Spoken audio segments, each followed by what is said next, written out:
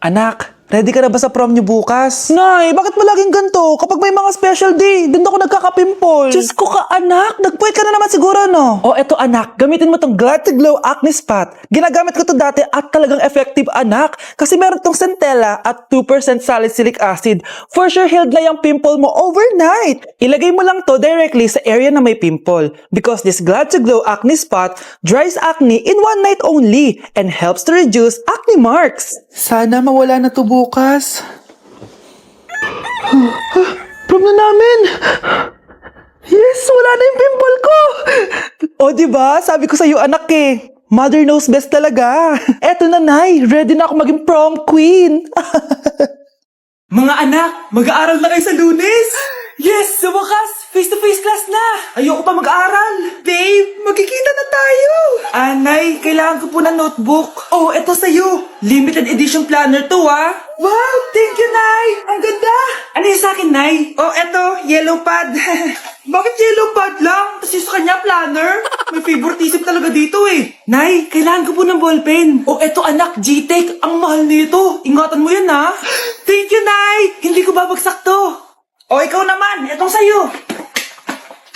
Bakit maleta, Nay? Mag-aaral na ba ako sa ibang bansa? Yan yung gagamitin mo kapag bumagsak ka. Dahil papalayasin na kita. 1 year later. At dahil mag-graduate na kayo, bibigyan ko ng bagong cellphone ang may pinakamataas na grades. Nay, 95 ako. Akin na yung cellphone. 95 lang? Ako nga 96 na eh. Shh! Sa akin yung bagong cellphone dahil 98 ang grade ko. O ikaw, anong grade mo? Bagsak?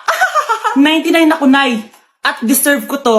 I'm a bitch, I'm a boss. I'm a bitch and a boss, I'ma shine like gloss. I'm a bitch, I'm a boss. I'm a bitch and a boss, I'ma shine like gloss. I'm a Anak, binilang kita ng bagong cellphone at bagong tablet. iPad, tapos iPhone. Nay, para saan to? Sus, nagmamaang-maangan ka pa. Kala mo di ko alam na with honors ka sa school. With honors? Oo, Nay. Deserve mo yan, anak. Oo, Nay. Deserve ko to. Ganda nito.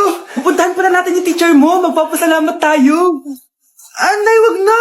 Patay ako pag nalaman ni nanay na jowa ko yung teacher. Ay, naku, bilisan mo. Tara na. Sige po, Nay. A few moments later. Hello po. Hello po, ma'am. Napadaan po kayo dito. Ma'am, gusto ko lang po magpasalamat dahil with honors yung anak ko. Wala yun, ma'am. Nay, uwi na tayo, tara na. Kahit palagi di pa mapasok at bagsak yan sa lahat ng subjects. Anong sabi mo? Bagsak? Oo, ma'am, bagsak. Pero dahil mabuti siyang jowa sa akin, with honors pa rin siya. Ha? Jowa mo yan ako?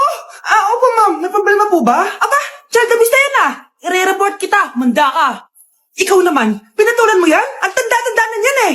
Nay, magpapaliwanag ako! Fake news lang palang with honors ka! Ibalik mo sa akin lahat ng binili ko sa'yo!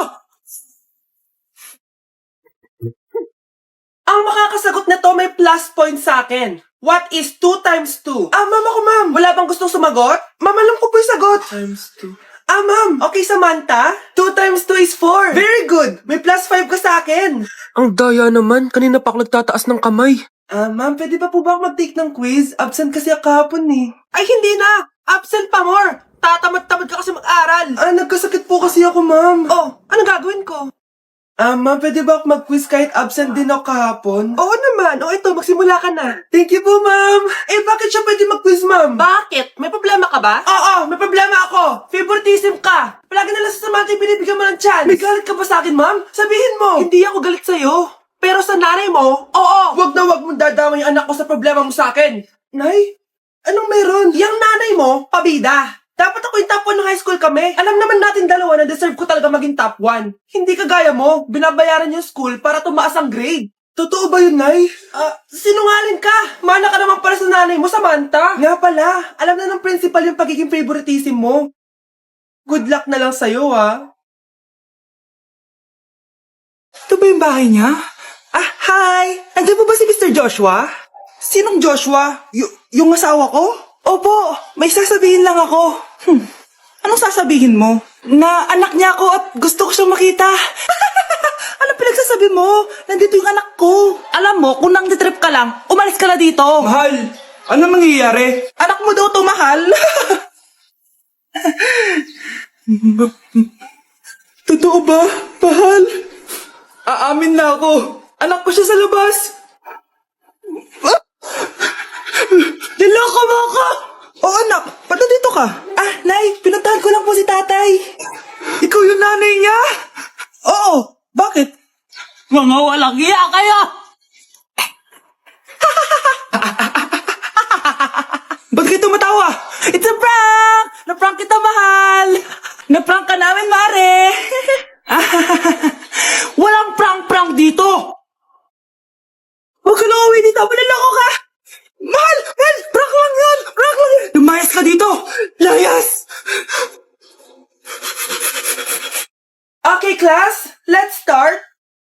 Scarlett? Sorry po, ma'am. Late po ako. Ay! Bawal na pumasok kapag late! Doon ko sa labas! Hintayin mo matapos yung subject ko! Ma'am, pero... Labas! Pinahiya mo ko 5 minutes nang late si ma'am. Sorry class, na late ako. Start na natin discussion ha? Ay hindi ma'am. Kapag na late na, bawal na pumasok. Aba, sino nagsabi sa'yo niyan? Ikaw po ma'am. Kapag kami nalilate, bawal, hindi na papapasukin. Pero kapag kayo, pwede, okay lang. Ang unfair. Classmates, mag-party tayo dahil hindi na magtuturo si ma'am. Scarlett! Scarlett! Ano, may sasabihin ka ba? Ah, wala po ma'am. Buti po nakadating pa rin po kayo kahit na late. Okay class, let's start. Kuya, alis na ako Wait, jacket ko ba yan? Oo. Sinuot niya yung jacket ko? What the dude? Di ko pa nga nagagamit yun eh. Sana naman, nagpapaalam ka. Bakit ba ako magpapaalam? Eh, kapatid mo naman ako.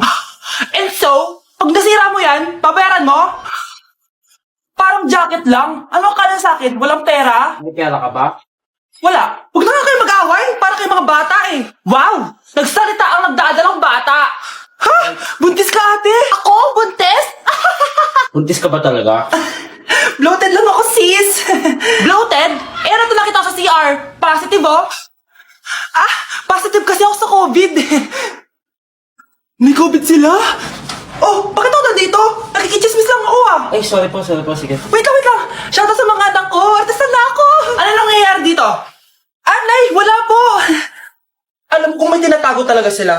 Ah, sakit na tiyan ko. Mangalak na ata ako. Buntis ka? Pagod na ako sa pamilya ko, be. Huwag ka na magalit, Nay. Blessing to. Sino ang tatay niyan? Ako ang tatay. Nay, alis lang ako, sige, anak. Iniwan niya phone niya? Ano kayang pinag-uusapan nila dito? Mga walang iya kayo. Humanda kayo sa akin. A few moments later. Bakit niyo po kami pinatawag, Nay? Kung hindi ko makikita yung phone ni Kyle, hindi ko malalaman yung pinagsasabi niyo sa akin. Lagot tayo ate. Kung san-san mo kasi nilalagay phone mo, Kyle. Eh nakalimutan ko eh. Mag-umpisa tayo sa'yo, Kyle. Anay, puro na lang itlog at hotdog niluluto ni nanay. Mas masarap pa magluto yung kapitbahay natin. Sige, next time, ipagluluto kita na sinigang na hotdog. O ikaw, Brianna. Alam niyo bang nagalit sa akin si nanay kasi dati with high honors ako, 'di ba? Tas ngayon with honors na lang. Eh siya nga bagsak nung high school eh. Oo, bagsak ako. Pero top 1 ako ng kinder. Kevin? Wala akong sinasabi, Grabe talaga si nanay. Umaga pa lang galit na siya. Tapos utos pa siya ng utos. Bawal ba magpahinga sa bahay na to? Grabe. Wow, wala ka palang sinasabi, At ikaw, Scarlett? Yes, Nay? Mga be, alam niyo bang galit na galit sa akin si nanay dahil daw nag-boyfriend ako na maaga? Eh siya nga maaga nabuntis eh. Di naman ako naggalit sa kanya. May problema ka ba sa maagang nabuntis? Wala akong problema, Nay. Idol nga kita eh. Ha? Anong idol? Buntis din ako. Nay, alis na ako. Anak, nagtoothbrush ka ba? Parang medyo may amoy. Ha? Oo nga, pero nagtoothbrush naman ako, Nay. Sigurado ka bang hindi fake yung nabili mong toothpaste? Di ko alam, Nay. Nay, nakauwi na ako. Oh, anak, anong nangyari dyan sa mukha mo? Nagre-rejuve ka ba? Ha? Na-sunburn ako, Nay. Naglagay naman ako ng sunscreen eh. Anong nangyari sa mukha ko? Ayak ka na naman eh. Sigurado ka bang hindi fake yung nabili mong sunscreen, ha? Di ko alam kung totoo yun, pero mura lang kasi yun eh. Bakit parang puro fake na lang nabibili ko? Bili na lang ako sa Shopee Mall. Nay, yung mga parcel ko, dumating na ba? Oo. O, eto. Ano naman yung mga yan, ha? Mga essentials, Nay, like this Belo Sun Expert Dewy Essence na buy one, take one. Alam mo na, malapit na ang summer. O, eto pa, Nay, Colgate Optic White Purple Toothpaste at O2 Aromatic Menthol para sa fresh breath at whiter teeth. Anak, sigurado ka ba mga authentic yung mga pinagbibili mo, ha? Oo naman, Nay. Eto, sigurado na talaga ako dito dahil sa Shopee Mall ko to nabili. Nandito na kasi mga big brands pero lower than SRP. Ayan ang gusto ko, sa sigurado. Lahat dito 100% authentic, kaya kayo, shop na dahil sigurado sa Shopee Mall. Mare, ito na pala yung anak ko. Anak niya na pala, Mare. Balita ko marunong kumanta yan na. Oo, Mare. Anak, kumanta ka nga. Bibigyan ka ng pera ng tita mo. Sige po, Nay. Guess there is something and there is nothing. There is nothing in between. And in my arms there is a tiny dancer watching over me. He's singing she's a lady. And I am just a boy. He's singing she's a lady. And I am just a line without.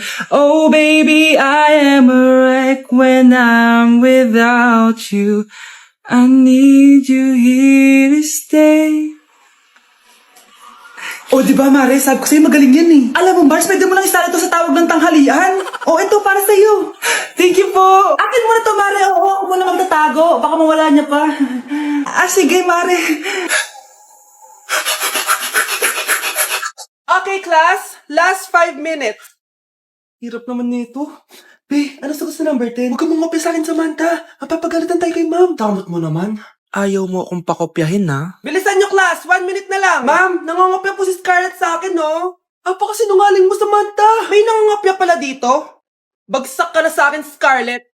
Apakasama talaga ng ugali mo, Samantha. Nay! O anak, anyari sa'yo? Binagsak ako ng teacher ko. Naniwala kasi siya kay Samantha na nangopya daw ako. Totoo ba yun, Scarlett? Hindi, Nay. Siya talaga yung nangopya sa akin. Walang iya yan, ah. Humanda siya sa akin. Tara, anak. A few moments later. Ma'am, bakit niyo po kami pinatawag dito? Kasi yung anak mo, sinungaling. Siya naman talaga yung nangopya kay Scarlett eh. Hindi po totoo yan. Para malaman natin kung sino nagsasabi ng totoo sa inyong dalawa, mag-quiz na lang kayo ulit. Patay ako nito.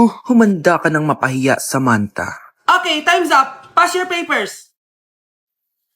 Scarlett, naka-perfect ka. Yes, talino talaga ng anak ko. Samantha, wala kang tamang sagot. Ikaw talaga ang totoong nangungopya. Nakakahiya ka, Samantha. Humanda ka sa akin sa bahay. Tara! Wag po, Nay!